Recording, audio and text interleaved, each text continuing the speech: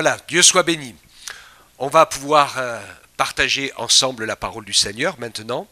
Je voudrais que nous puissions, pour commencer cette année, nous approprier cette fameuse lettre à l'église de Philadelphie ou Philadelphia, selon la traduction d'Apocalypse 3, 7 à 13, qui, j'en suis convaincu, correspond à l'église fidèle des temps derniers, puisque, vous savez, je vous l'ai expliqué à plusieurs reprises, la prophétie de ce livre de la Révélation, qui est impressionnante, parce que cette prophétie est pratiquement dans tous les domaines à 3 étages, à 3 niveaux, parce que c'est une parole de Dieu qui était complètement actuelle et appropriée à la condition de l'Église au moment où cette lettre a été inspirée, à la fin du 1er siècle, et ça correspondait d'une manière parfaite et sans faille à l'état des assemblées, à leurs pensées, à leurs idées. En même temps, ça c'est le premier étage. Le 3e étage, c'est que c'est un livre qui est toujours actuel et qui correspond toujours à la réalité du terrain, des églises, du monde et de l'œuvre de Dieu tel qu'il est à l'heure actuelle, et tel que les choses vont se dérouler, avec des choses qui ne se sont pas encore accomplies et qui vont s'accomplir. Donc ça c'est le 3e étage. Et le 2e étage au milieu, qu'on a un tout petit peu de mal à maîtriser, mais qui est une réalité, c'est que finalement il y a dans ce livre une prophétie sur l'histoire de l'Église, depuis sa naissance jusqu'à la fin.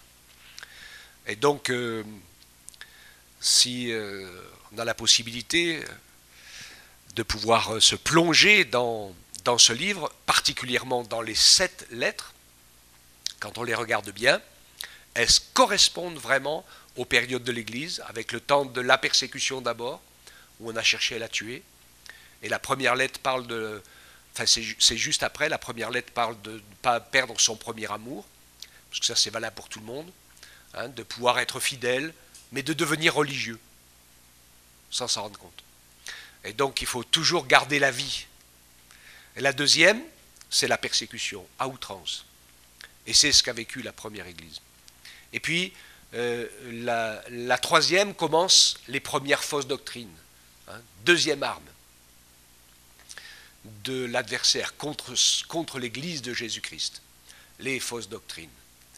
Et puis, ensuite, il y a une période avec les fausses doctrines, les gens religieux, et puis les œuvres de charité. Il y a eu une époque avec de grandes œuvres de charité qui ont été faites par des hommes et des femmes de Dieu qui avaient vraiment à cœur de s'occuper de la misère humaine et au nom de Jésus d'aider les pauvres, les malades, les déshérités, etc. Et ils ont fait des choses extraordinaires dont nous avons encore hérité aujourd'hui, qu'on le veuille ou non. Ces racines sont plongées dans cette époque-là. Et puis vous avez un peu l'avant-dernière par rapport aux périodes, qui est Sardes, qui est la théologie libérale. C'est flagrant quand vous lisez cette lettre. Vous verrez comment les choses de la foi sont transformées pour tuer la racine et l'essence même de la foi. Et donc c'est vraiment très particulier. Et puis vous avez les 2 dernières, Philadelphie et Laodicée, qui sont de la même époque toutes les deux. C'est Laodicée, la dernière, tous ceux qui se disent croyants, mais qui ne le sont pas vraiment. Tu passes pour vivant, tu crois que tu es riche, que tu n'as besoin de rien, tu es pauvre, misérable, aveugle et nu, et tu es mort. Et en plus, le Seigneur se tient à la porte. Donc il n'est pas dedans. Ok ? Donc ça nous parle de tout un tas de gens. Le monde est rempli de croyants. Hein. Je méditais là-dessus cette nuit, qui fut longue. Bon, une nuit d'une année, quand même, c'est long. Hein.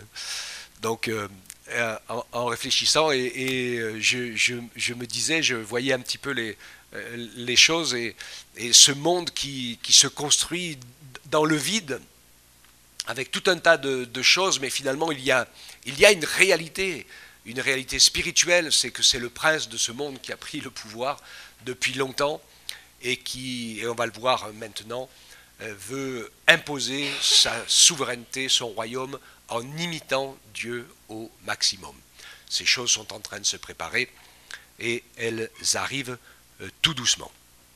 Et puis, celle qui nous intéresse, qui m'intéresse moi, je pense vous aussi, hein, Philadelphie, l'église fidèle, celle qui reste accrochée, attachée aux paroles de Jésus, avec des promesses, des bénédictions qui sont importantes et à regarder dans le bon sens. Et on va commencer à le faire ensemble ce matin. Alors, plus ça va, plus je pense que je vais être obligé de l'écrire, mon livre là-dessus. Il y a des années déjà que le Seigneur m'a mis ça à cœur, sur ce livre de l'Apocalypse, où il y a beaucoup, j'hésite encore parce qu'il y a tellement de choses qui ont été écrites. Mais moi, ce que j'ai dans mon cœur, c'est que quand on lit l'introduction de ce livre, c'est que ils sont heureux, ceux qui écoutent et qui gardent les paroles qui sont écrites dans ce livre. C'est un livre de la Bible. Et il y a dedans, comme dans tous les livres, les textes de la Bible, des bénédictions et des choses à s'approprier aujourd'hui et à vivre pour être fortifié dans la foi, encouragé, nourri dans son âme et dans son esprit. La parole de Dieu est notre force à tous. Et elle a bien plus de force que nous ne pouvons penser et imaginer.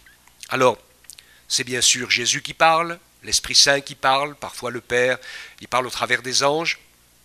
Je rappelle une vérité fondamentale de ce livre, c'est que Dieu l'a inspiré à la méthode orientale, qui n'est pas la méthode occidentale, parce que quand les Occidentaux écrivent, ils écrivent tous les actes qui se passent avec la chronologie pour repères, et on avance dans le temps de manière chronologique en emmenant tous les repères à la fois. Mais la manière orientale n'est pas la même, c'est l'explication d'un événement, de sa naissance jusqu'à sa fin, peu importe sa position dans l'échelle du temps, avec une autre explication d'un événement aussi qui est détaillé de son début jusqu'à sa fin, qui est donc écrit après, mais qui peut se passer exactement en même temps. Et Dieu a voulu que ces livres et que la Bible soient écrites comme ça, parce qu'elle est conjuguée de deux natures, la Bible, autant qu'on ne connaît pas, nous. Hein. C'est l'éternel présent. Elle est écrite, la Bible, dans l'éternel présent. Et le deuxième temps dans lequel elle est écrite, c'est que Dieu est le maître du temps. Et qu'il fera les choses comme il veut, au moment où il veut, et qu'il les imbriquera comme il veut, et il les imbriquera comme il faut, en fonction des temps et des circonstances qui arriveront, sans jamais être dépassé par aucun événement, quel qu'il soit, parce qu'il est le maître du temps. Alléluia. Et donc ceux qui écrivent des choses, ça va se passer comme ça, et puis vous avez plein de livres qui sont écrits, mais ça ne se passe pas pareil dans un livre ou dans un autre, ils ont tous raison, ils ont tous tort. Et puis le Seigneur doit bien s'amuser parce que finalement il va faire en sorte que ça se passera comme c'est écrit dans aucun. Puisqu'après tout, il fait comme il veut. C'est lui le maître du temps. D'accord ? Alors, ce qui est essentiel, bien sûr, c'est ce qu'il dit et c'est ce qu'il affirme. Et voici ce que dit le Saint, le véritable. Celui qui a la clé de David, qui ouvre et personne ne fermera. Celui qui ferme et personne n'ouvrira. Amen. Il est question bien sûr de Jésus ici. Qui a la clé de David, parce qu'il lui a donné le royaume. Jésus est son descendant direct, il est le Messie annoncé, il est celui qui a la clé de la vie et de la mort. Des deux morts d'ailleurs. Parce qu'il a tout vaincu, le Seigneur. Il a toute autorité, tout pouvoir. Il ne l'a pas encore pris. Ça viendra. Chaque chose viendra en son temps, mais il est le roi des rois, il est le Seigneur des seigneurs, et les Écritures nous disent qu'un jour, tout genou fléchira et que toute langue confessera, de gré ou de force, que Jésus est Seigneur. Alléluia.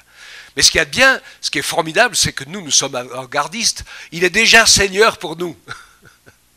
Et nous, notre école en tant que croyants, c'est de travailler par la foi, par la prière et par le service, à ce que Jésus soit de plus en plus le Seigneur de nos vies.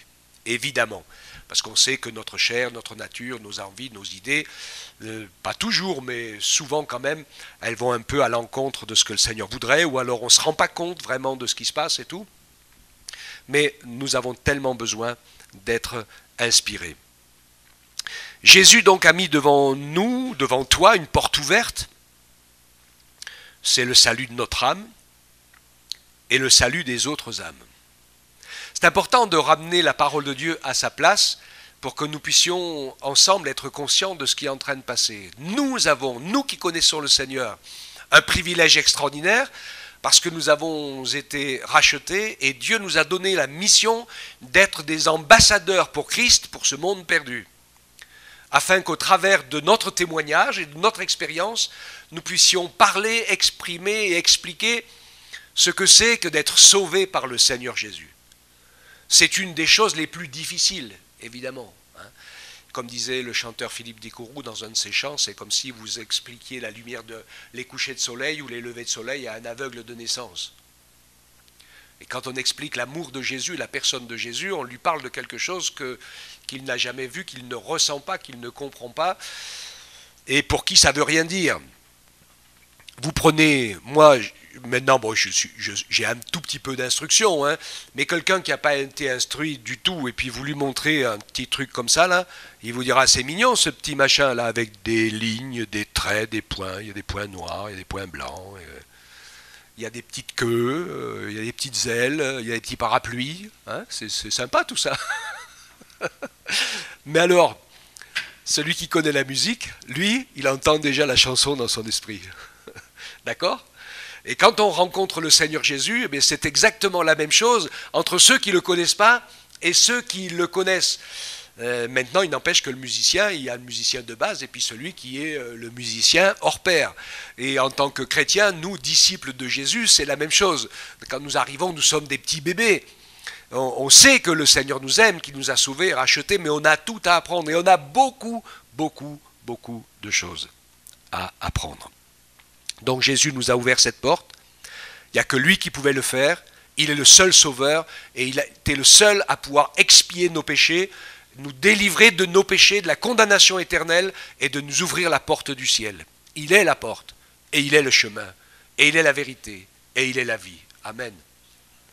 Et cette porte qu'il a ouverte, personne ne peut la fermer. Sauf lui, un jour, quand le temps de la grâce sera terminé. Mais tant qu'il la tient ouverte, personne ne peut la fermer. Et dans les pays les plus fermés, où on essaye de faire taire par tous les moyens possibles la voix de l'évangile, il y a toujours des gens que Jésus rencontre et sauve. Alléluia. Après, il nous a dit qu'il ferme aussi des portes. Et que quand il a fermé une porte, personne ne peut l'ouvrir. C'est bien sûr ce qui arrivera à la fin. Mais ce texte encore, de portes ouvertes et de portes fermées, nous pouvons nous l'approprier. Parce que je suis convaincu que le Seigneur met devant nous aussi, à certains moments, à certains endroits, certaines choses, des portes ouvertes pour faire quelque chose, des opportunités. Et il faut profiter de ces opportunités, qui la plupart du temps sont des opportunités pour l'évangile. Faut être juste attentif et mettre au second plan quand on transpose toutes les opportunités spirituelles en opportunités matérielles, humaines et de la vie. Parce que des fois on se fait surprendre, il y a des gens qui voient des signes partout, mais leurs signes c'est souvent des canards. Mais dans les réalités de l'écriture, les choses sont pour l'écriture et avec l'écriture. Et donc ces opportunités, elles sont à certains moments, moi je me rappelle, une fois dans une convention pastorale, il y avait quelqu'un qui disait mais on envoie des gens à l'étranger alors que nous, il manque de pasteurs chez nous. Et les responsables de l'équipe missionnaire ont répondu à juste titre, dans ce pays où on les envoie, aujourd'hui, la porte est ouverte. Mais pas demain. Et il y a plein de pays, on le sait, où on a envoyé des missionnaires, la porte est restée ouverte 1 an, 2 ans, 3 ans, 4 ans, 5 ans, 10 ans. Un peu plus. Et puis tout d'un coup, la porte s'est fermée. Et heureusement que quelqu'un, appelé de Dieu, y est allé au moment où la porte était ouverte. Alléluia. Une fois que l'œuvre est implantée après, dans le pays, qu'il y a des pasteurs, des chrétiens, des églises, après c'est parti, la vie est partie, mais... Et donc ce que je dis ici a bien sûr son importance pour que nous soyons conscients que le Seigneur veut nous conduire le plus possible. La priorité, c'est l'accomplissement de son œuvre. Après, bien sûr, et c'est normal, hein, moi le premier, je prie pour que le Seigneur, pour l'avenir, ouvre des portes et ferme des portes pour pas que je me trompe. Peut-être vous aussi, hein. Pour faire quoi? Pour habiter où? C'est vraiment essentiel. Et quand je pense aux jeunes et aux ados qui ont leur vie à faire, un travail à trouver, un mariage dans lequel entrer, c'est super important que vous soyez lucide et que vous puissiez compter sur l'aide de Dieu pour qu'il ouvre les portes et qu'il ferme les portes, pour ne pas faire d'erreur. Parce que des fois, on va beaucoup, beaucoup trop vite. Donc, il dit de cette église, je connais tes œuvres, qui sont les œuvres de la foi, bien sûr. Le Seigneur connaît nos œuvres. On a vécu des choses dans la foi. Est-ce que vous avez vécu des choses avec le Seigneur dans cette année passée? Il y en a quelques-uns, c'est sûr qu'ils ont vécu quelque chose, parce que si le Seigneur n'était pas intervenu, il ne serait plus là. Cette année passée ou celle d'avant, Pierre, Jean-Claude et d'autres, hein, si le Seigneur n'était pas intervenu, n'avait pas posé sa main miraculeuse, eh bien, il ne serait plus là. Mais Dieu a fait des œuvres incroyables, parce que c'est bien sûr des témoignages que nous pouvons donner et que nous pouvons partager, qui ont manifesté l'œuvre de Dieu. Ça aide fortement ce genre de témoignage, parce que quand on sait que le témoignage le plus important, c'est de dire qu'on a été sauvé de nos péchés et qu'on a reçu la vie éternelle, pour beaucoup de gens, c'est un peu ésotérique ce genre de déclaration, ça ne veut pas dire grand-chose.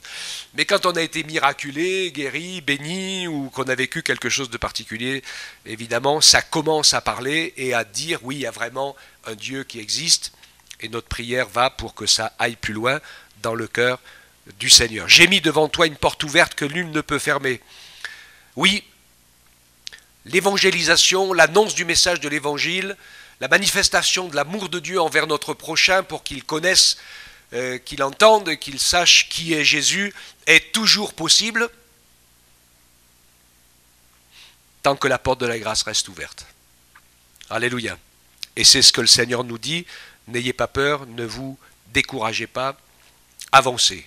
Tu as peu de puissance. Alléluia. Parce que les croyants infidèles, il dit je suis riche, je n'ai besoin de rien. Et il y avait deux religieux qui discutaient un jour sur le chemin, ils marchaient ensemble, il y en a un qui disait tu te rappelles qu'au début de l'Église, dans l'Apocalypse, c'était écrit que je suis riche, je me suis enrichi, alors, je n'ai besoin de rien. Et dit maintenant, nous, c'est ça, hein. On est riche, on s'est enrichi, on n'a plus besoin de rien, il n'y a pas de souci. Et son collègue qui était lucide lui répondait oui, mais on n'est plus capable de dire au paralytique lève-toi et marche. Parce qu'en fait, la richesse, la vraie richesse, c'est la manifestation de l'amour de Dieu. Et finalement, une certaine pauvreté, ou disons une vie pas toujours facile, a parfois l'avantage de nous aiguiser dans la foi et de faire en sorte qu'on apprend à marcher avec Dieu jour après jour et que ce n'est pas tout cuit, tout facile et que tout arrive sans effort. Jésus disait qu'il est difficile à un riche d'entrer dans le royaume des cieux. Parce qu'évidemment, il s'est toujours reposé sur toutes ses richesses. Il peut, à n'importe quel moment, répondre à ses besoins ou à ses demandes. Quoi qu'il y en a un qui disait il n'y a pas trop longtemps « Oh là là, j'ai acheté un matelas incroyable !»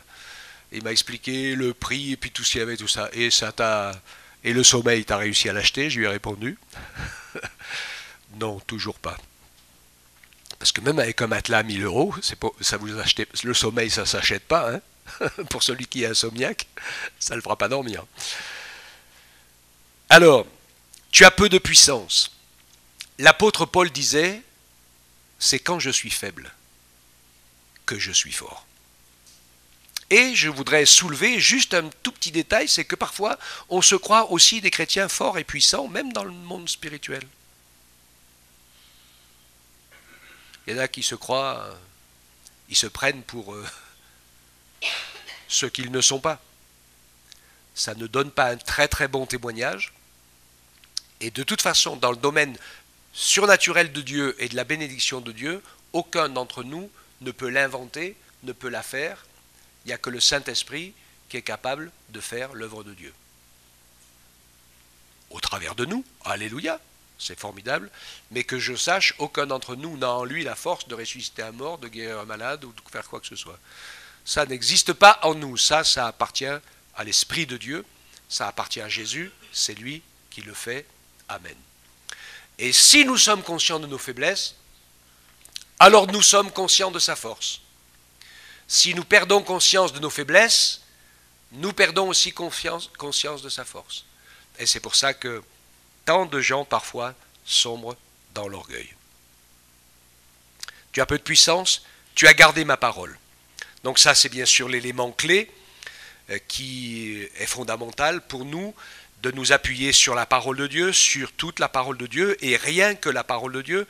On n'en enlève pas, on n'en rajoute pas. On parlait de ces choses avec Marie-Hélène, était en train de lire un livre sur Marie, et qui rappelait la multitude quasi infinie des écrits des époques apostoliques. Il y a de tout d'écrits. Il y a à boire et à manger. Hein. Il y a de la misère aussi. Hein. Et puis il y en a des fables et des inventions. C'est affreux tout ce qui a pu être écrit. Mais nous savons que par le Saint-Esprit, Dieu a permis que les Écritures, la Bible, le canon biblique soit bien défini et bien clair. Donc toute la parole de Dieu, mais rien que la parole de Dieu. Pas les apocryphes, les hypocrites et tout ce qui va avec. Tu as gardé ma parole. Donc c'est bien sûr important pour nous de la lire, de la méditer, de réfléchir et de nous plonger dans cette parole avec foi, avec équilibre, avec confiance et avec sagesse. Et tu n'as pas renié mon nom. Il y aurait beaucoup à dire sur ce « tu n'as pas renié mon nom », je ne vais pas trop m'y étendre parce qu'on sait que il est parfois arrivé à certains, dans la persécution, de flancher. Bon, le Seigneur, pour nous rassurer tous, nous a montré que c'est arrivé à Pierre. Ceux que tout le monde considère comme le plus grand, il a flanché, il a cru en ses propres forces, et il n'a pas tenu le choc, il a renié, en jurant même. Est-ce que le Seigneur l'a condamné? Non, le Seigneur ne l'a pas condamné. Le Seigneur ne condamne personne quand quelqu'un se repent et lui demande grâce et pardon. Il y a ceux qui ne veulent pas se repentir, qui restent terribles, durs, raides comme la justice, et que Dieu ne peut pas pardonner. Et puis ceux qui, comme d'autres, mettent fin à leur jour en croyant que Dieu ne voudra pas les pardonner. Mais c'est eux qui pensent ça. Celui qui se repent, sincèrement, et qui demande pardon, Dieu le pardonne. Alléluia.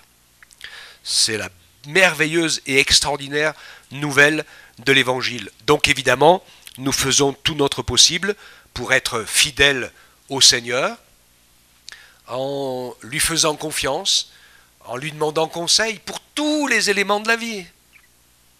Parce que des fois, quand je veux décider quelque chose tout seul, eh bien, ça arrive parfois qu'on prenne une décision, qu'on fasse quelque chose qui n'honore pas le Seigneur. Et Dieu veut nous encourager à l'honorer en toutes circonstances. Une parole qui appartient à l'assemblée d'ici, depuis sa naissance. Voici, je te livrerai des gens de la synagogue de Satan. Ils se disent juifs et ne le sont pas, car ils mentent. Je les ferai venir se prosterner à tes pieds et reconnaître que je t'ai aimé. Amen. Cette parole de Dieu a toujours été, pour moi, pour nous, ici. Je l'ai reçue avant d'arriver, et en étant là, et j'ai compris pourquoi, après, en essayant de faire l'œuvre de Dieu ici. J'ai vite compris. Ça a été raide, sec et sans bavure dès le début. Mais le Seigneur n'est pas dépassé, lui. Hein. Alléluia. Son Église est là. Hein. Amen. C'est pas la nôtre, c'est la sienne. Et nous, on en est les membres. C'est un miracle de la part du Seigneur. Et Dieu va continuer à veiller sur son Église. Et c'est une parole prophétique, et c'est une parole qui s'accomplit, qui s'est accomplie, qui s'accomplit et qui va s'accomplir encore. Et je suis sûr qu'il y a des gens qui vont venir ouvrir les yeux et qui sont d'un monde très compliqué, difficile, perdus, et qui vont venir à Jésus. Alléluia.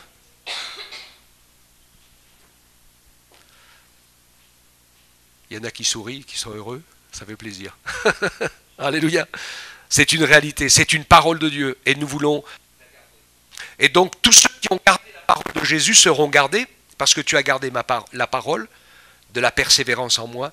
Je te garderai aussi à l'heure de l'épreuve qui va venir sur le monde entier pour éprouver les habitants de la terre. Et ça fait un moment que je me pose ces questions, mais de quelle épreuve est-il donc question ?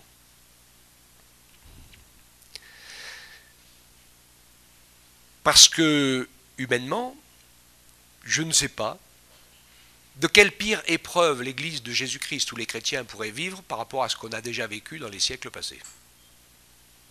Il y en a qu'on a enfermés dans les conteneurs, dont on les a démembrés, battus à mort, brûlés, empalés, emplis d'huile pour servir de torche dans les rues de Rome, jetés au lion, dans les cirques, etc. Qu'est-ce que vous voulez qu'on puisse faire de pire ? Et il y a une épreuve qui vient sur ce monde. Et l'épreuve qui vient sur ce monde, c'est 2 Thessaloniciens 2:1. Le mensonge. Et le règne de l'adversaire qui s'organise et se prépare, lui qui est le maître du monde de la terre pour se faire passer pour Dieu.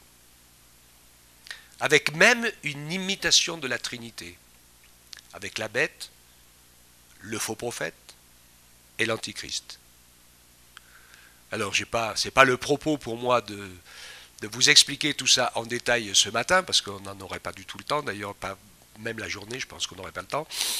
Mais c'est de cette épreuve qu'il est question, parce que c'est ce mouvement qui est en train de se passer, qui commence depuis longtemps, parce que c'est ça que l'adversaire veut, devenir Dieu à la place de Dieu sur la terre, et donc ce mouvement, il veut l'achever et empêcher Dieu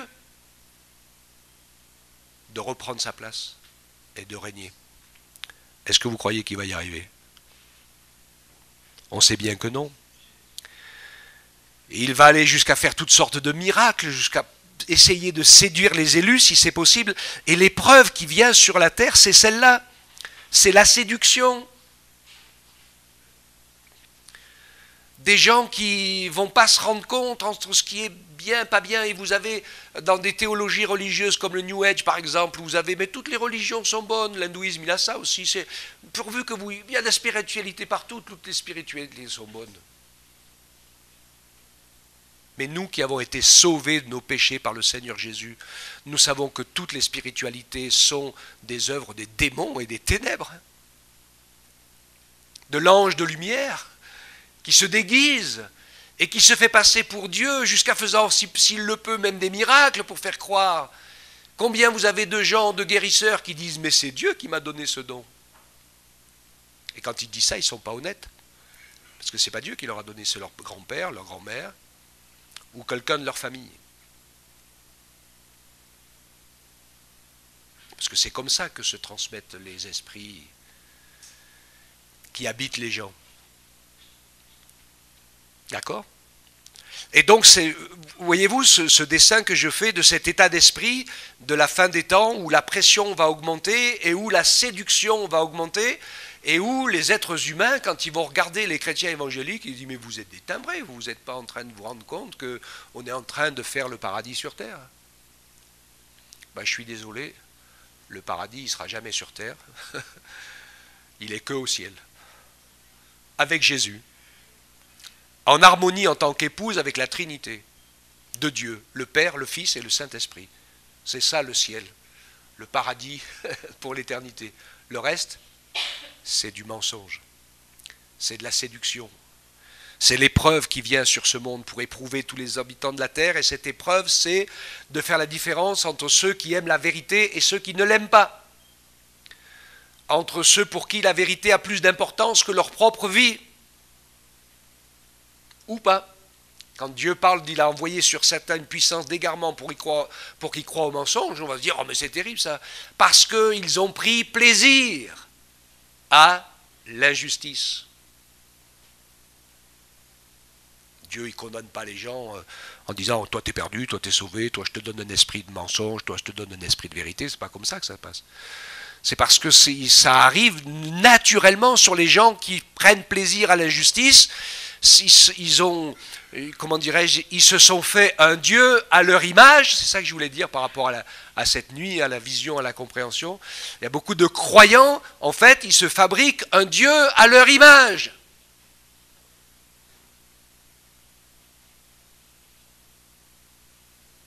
Mais l'image de Dieu que nous avons, nous, c'est celle que nous donne la parole. Que ça nous plaise ou non, c'est la parole qui nous révèle l'image de Dieu. Et elle nous amène à la repentance. Elle nous amène à accepter sa volonté. Elle nous amène à pouvoir suivre et servir le Seigneur avec force. Alléluia. Donc à l'époque de l'accomplissement de cette lettre à l'église de Philadelphie, l'église fidèle, Jésus dit, je viens bientôt. Parce que bien sûr, il y aura une délivrance. Nous ne serons pas éprouvés au-delà de nos forces.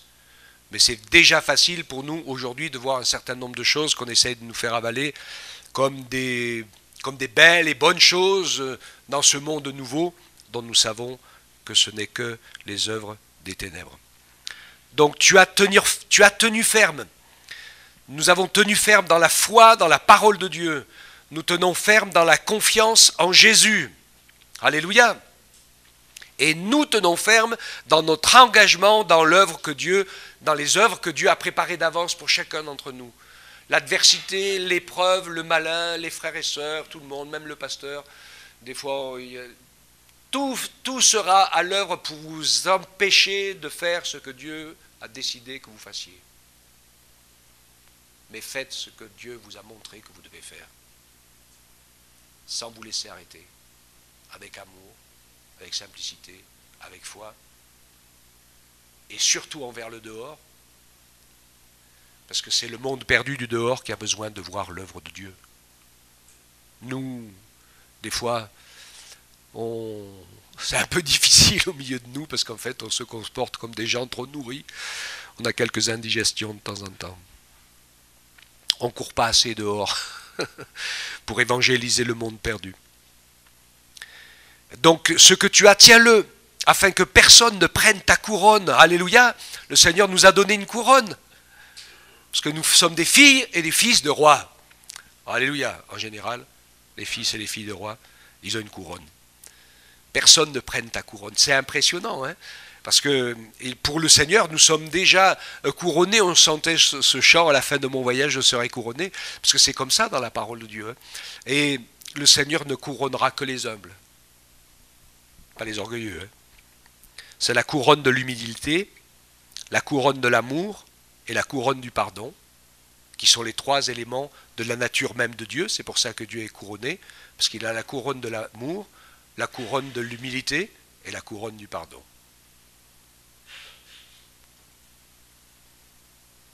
C'est la même pour nous. Il n'y en a pas d'autre dans le ciel. C'est la seule couronne. Et il fera de nous, bien sûr, des vainqueurs. Les vainqueurs, ou du vainqueur, parce que quand on regarde le texte, moi j'ai mis les vainqueurs, mais quand on regarde le texte au verset 12, il dit du vainqueur. Parce que c'est individuel la victoire. Le combat de la vie chrétienne, il y a plein de choses qu'on vit ensemble, bien sûr, heureusement. On prie les uns pour les autres, mais à l'arrivée, c'est notre construction individuelle qui sera mesurée. Si on a construit avec des pierres précieuses, ou de l'or, de l'argent, ou de la paille, du foin, etc., c'est personnel. Donc du vainqueur de l'Église fidèle, celle des derniers temps, dans lequel il va y avoir cette épreuve de séduction terrible qui va arriver, qui commence à se manifester. Il dit, je ferai de lui une colonne dans le temple de mon Dieu et il n'en sortira plus. Alors quand j'étais ado et que j'étais jeune, je trouvais que cette position était un peu paralysante. Tu dois te retrouver comme une colonne dans un temple. Hein. Heureusement qu'elle ne bouge pas, hein, parce que si elle bougeait, on serait embêté. Hein? Ah oui, qu'elle soit pas là à l'origine, mais comme elle y est, il vaut mieux pas l'enlever, hein, en général. C'est vrai que ça nous dérange un peu, mais ce serait franchement dérangé si quelqu'un nous l'enlevait là maintenant tout de suite. Donc cette colonne, et puis, bien sûr, il y a un sens spirituel à cette parole. Ça veut dire, c'est quoi une colonne? C'est quelque chose sur lequel on s'appuie. Et la vérité et la personne et l'amour éternel de Dieu va s'appuyer sur ses fidèles, sur nous. Nous sommes l'appui. L'Église est la colonne et l'appui de la vérité. Et de la même manière, comme je le disais il n'y a pas longtemps, que le monde fait la preuve que Dieu a raison quand il dit que le salaire du péché c'est la mort, ça c'est le monde qui le prouve tous les jours. De la même manière, l'Église de Jésus-Christ, colonne et appui de la vérité, prouve que le salut vient et la grâce a été, le salaire du péché c'est la mort, mais le don gratuit c'est la vie éternelle par Jésus-Christ notre Sauveur. Et nous sommes la colonne et l'appui éternel de cette vérité qui est immuable. Nous sommes au ciel parce que Jésus nous a sauvés et qu'il est mort pour nous, de un, et de deux, parce que nous y avons cru et nous nous y sommes soumis. Alléluia. Ça sera un témoignage céleste indémontable. Parce que sinon on n'est pas là. Mais si on est là, on est les colonnes et on est les appuis de la vérité. Alléluia. Ça c'est vraiment extraordinaire. Après il dit, j'écrirai sur lui le nom de mon Dieu. Ah, il y a des choses formidables quand même. Hein. Parce qu'on est ses enfants. Et on sait qu'il va écrire son nom sur nous, et que nous sommes tous avec le nom de Jésus qui est imprimé dans notre cœur et dans notre âme par le Saint-Esprit, parce que nous devenons son épouse. Et en plus, il nous donnera chacun un nom intime, connu de toi et de lui seul. C'est pas formidable ça? Je me demande bien ce que c'est, hein. Mais bon, voilà. Et donc, qui manifeste qu'il n'y a pas de souci, le Seigneur nous, c'est la foule des millions et des milliards de rachetés, c'est une foule immense, mais Jésus connaît chacun des cheveux de son épouse. Hein. Alléluia. Les ongles de ses doigts et tout. Donc, aucun souci avec ça. Donc, j'écrirai, et bien sûr, ainsi que mon nom nouveau. Donc il y a des mystères là qui nous étonnent, et on va voir le nom de l'époux, quand on sera son épouse, ça va être un truc génial de génial de génial. Et je termine avec ma conclusion qui est très importante. Mes enfants vous diraient, en général quand je conclus, j'en suis à la moitié à peu près. Je vais essayer de faire beaucoup moins. Mais m'appuyer juste sur un thème qui est récurrent depuis le début de la Bible jusqu'à la fin. Et ici, ce thème récurrent, c'est qu'à la fin de chaque lettre, le Seigneur a dit que celui qui a des oreilles écoute ce que l'Esprit dit aux églises. Apprendre à écouter. C'est, écoutez-moi bien, je vous le dis de tout mon cœur, de la part du Seigneur, c'est la chose la plus difficile pour un être humain, d'apprendre à écouter.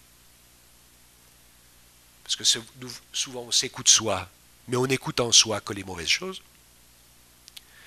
On écoute des autres que les ragots. On le disait hier ensemble, dès qu'on parle de quelque chose, nous, surtout les Français, dès qu'on parle d'une situation, on parle tout de suite que du côté négatif de la situation. C'est pas comme ça chez vous? Il n'y a que chez moi? Donc, s'écouter soi-même, mais écouter Dieu en soi, pas soi avec sa perdition. Hein. On verra que Paul disait, je prêche l'évangile pour apprendre à tous à amener toute pensée captive à l'obéissance de Christ.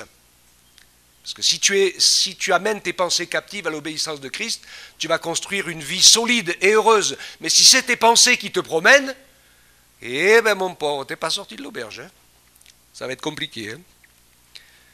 Il n'y a pas plus bel endroit pour se perdre que dans ses pensées. Ça fait partie des bois les plus profonds. Écoutez. Et puis écoutez Dieu, bien sûr. Proverbe 12, verset 1er, celui qui aime la correction aime la science. Celui qui est la réprimande des stupides. Ne pas savoir écouter, c'est le plus grand défaut. Je le vois, rien que quand je discute parfois avec les gens de la Bible et de la connaissance de la parole de Dieu. Il y a beaucoup de gens qui lisent dans la Bible des choses qui n'y sont pas écrites. Ou qui ne lisent pas ce qui est écrit. Je parlais de ce livre-là, ou d'autres, mais il y a des gens, ils prennent 2 mots dans la Bible, ils te sortent des trucs, mais tu te demandes où ils sont allés chercher des âneries pareilles, que la logique la plus simple, s'ils avaient réfléchi un peu, il y en a des fois, ils sont tellement intellectuels qu'ils sont complètement perdus dans leurs pensées. Il n'y a qu'à prendre le texte tel qu'il est, en toute simplicité. Je sais que je prends souvent l'exemple de ceux qui mettent les rois mages, qui ne sont pas rois, et qui ne sont que des mages, dans la crèche avec le reste. C'est pas la même époque, c'est pas le même moment, et ils ne sont pas ensemble. Dans la crèche, il n'y avait pas les mages. Ils sont venus dans la maison 1 an et demi après. Mais il y a plein de gens, ils disent « Ah ouais, j'avais pas vu ça dans la Bible. » Et puis plein d'autres choses, plein de détails qui sont écrits, et en fait, on n'écoute pas parce qu'on lit avec nos idées préconçues. Et il faut parfois y aller doucement et laisser la Bible nous parler. Tous les problèmes que nous rencontrons dans notre vie personnelle sont liés au fait que nous ne savons pas écouter ou que nous écoutons de la mauvaise manière. La plupart du temps, en confondant ce qui vient de l'Esprit de Dieu avec ce qui vient de Dieu, avec ce qui vient de l'Esprit humain. Et donc on a besoin d'apprendre à mettre nos pensées en conformité avec la parole de Dieu. C'est ce que je vous disais tout à l'heure dans 2 Corinthiens, Paul, nous renversons les raisonnements et toute hauteur qui s'élève contre la connaissance de Dieu et nous amenons toute pensée captive à l'obéissance de Christ. Proverbe 1,5, que le sage écoute et il augmentera son savoir, et celui qui est intelligent acquérera de l'habileté. Écoutez, ça s'apprend. C'est tout un travail qu'il faut faire. Avant de dire la loi de Dieu, avant de dire les 10 commandements, qu'est-ce qui est écrit dans les Écritures? Écoute. C'est le premier mot. Avant le premier commandement. Écoute Israël, le Seigneur l'Éternel est le seul Dieu, il n'y en a qu'un, etc. Et puis il fait toute la loi. Et à chaque fois, écoute, écoute. Dans sa prière, quelqu'un parlait ce matin du peuple dans le désert. Hein, et c'est une réalité incroyable. Ils auraient pu vivre des bénédictions formidables. Mais ils n'ont pas écouté. Ils avaient que en vue leur dimension à eux. Et on sait que c'est compliqué quand même. Hein. Le peuple était fait de, on pense à peu près 650 000 hommes, c'est-à-dire à peu près 2 millions de personnes. Combien il y en a qui sont rentrés dans le pays de la promesse?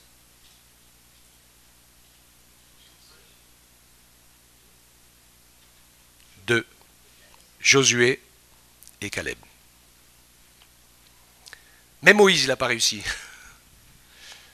Aïe, aïe, aïe, c'est compliqué. Hein. Vous savez pourquoi? Parce qu'à un moment donné, il n'a pas écouté. Dieu lui a montré des choses incroyables, bien plus grandes. Il voyait, il parlait avec Dieu, c'était impressionnant.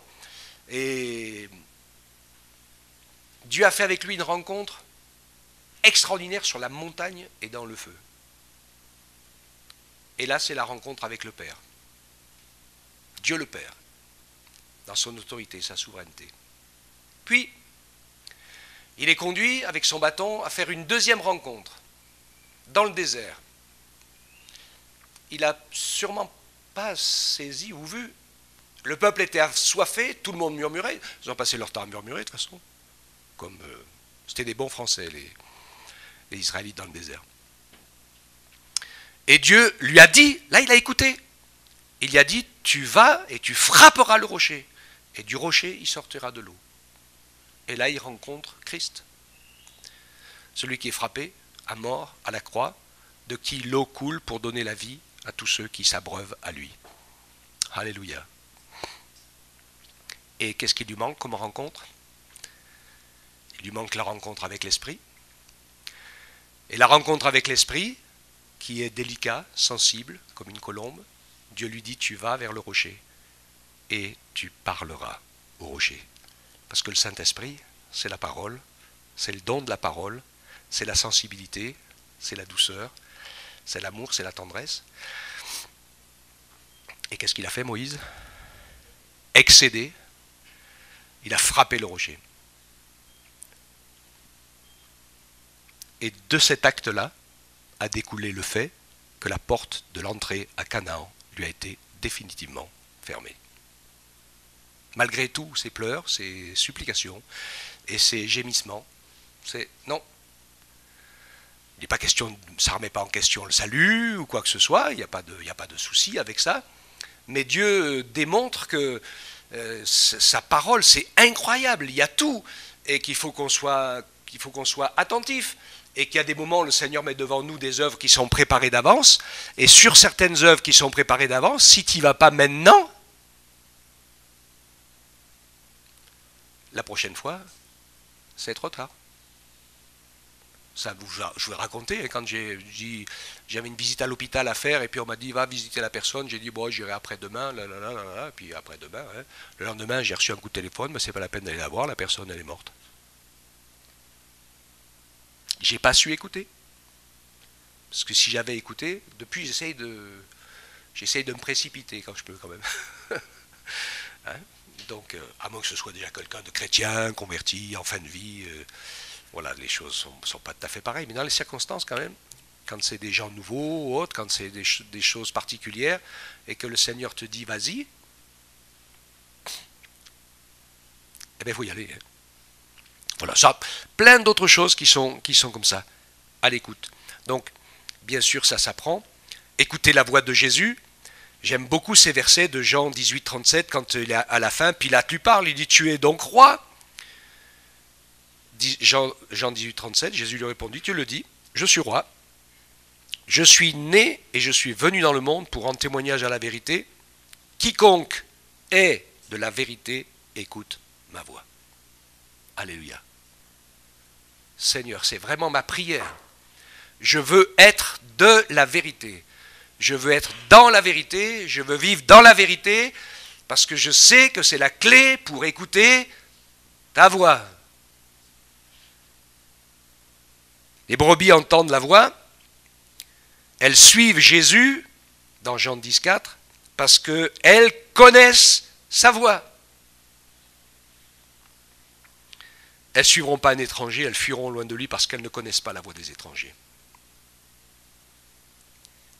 Et ce qui fait de nous des disciples du Seigneur, et qui fait que nous serons prêts quand il va revenir, c'est juste que nous aurons appris à écouter sa voix. Il y a beaucoup de gens qui se disent croyants, chrétiens ou autres, mais qui n'ont jamais entendu, ni ne travaillent, ni font des efforts pour écouter la voix de Dieu, qui parle tantôt d'une manière, tantôt d'une autre. Et on n'y fait pas attention. Dieu parle tout le temps. Parce qu'il soutient toutes choses par sa parole puissante. Il soutient les étoiles pour qu'elles restent à leur place. Comment vous croyez que cette horloge où tout est en équilibre entre la force centrifuge et centripète, depuis des siècles, peut continuer à tenir et à tourner en équilibre s'il n'y a pas quelqu'un qui la tient ?